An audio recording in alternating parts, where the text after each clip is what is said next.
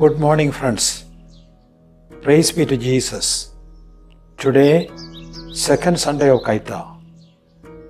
Gospel reading is Luke chapter 15, verses 11 to 32. Message of the day: God calls us to repentance. Verse 23-24. Then let us celebrate with a feast, because this son of mine was dead and has come to life again. He was lost and has been found. The parable of the compassionate, forgiving father is the most dramatic parable of the gospel. The main characters of the play are the father and the two sons. The three most important scenes are: 1.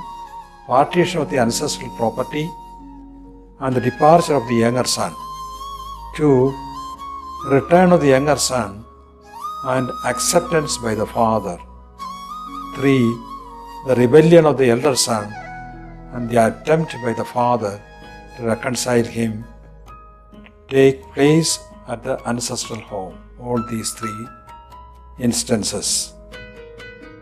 The debaucherous life and the pitiable wretched life abroad, lived by the younger one, are the two scenes played outside the home.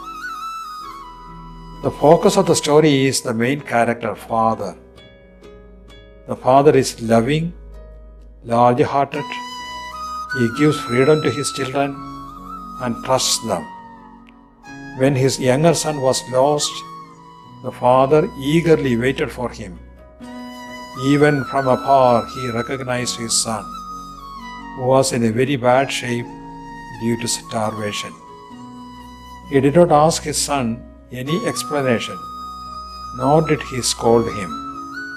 Instead, he ordered a celebration, because his son who was dead has come to life, was lost has been found. There is joy in heaven. The elder son who remained with him could not share the thinking of his father. Physically, he was with the father, but mentally, spiritually, far away from him. His mentality was slavish. He had love neither for the father nor for his younger brother. He was practically selfish.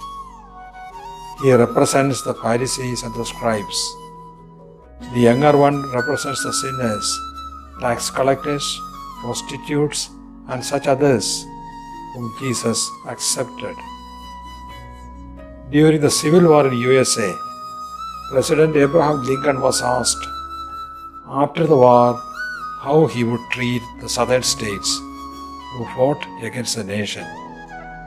He said that he would treat all the states equally. The moment a person makes a genuine act of contrition, his sins are forgiven and the person becomes a beloved of the Lord. The parable is a permanent invitation to sinners to return to the loving, merciful, compassionate, ever-welcoming Lord.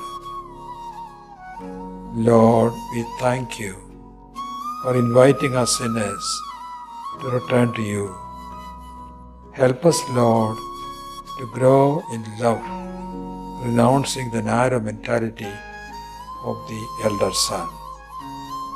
Amen.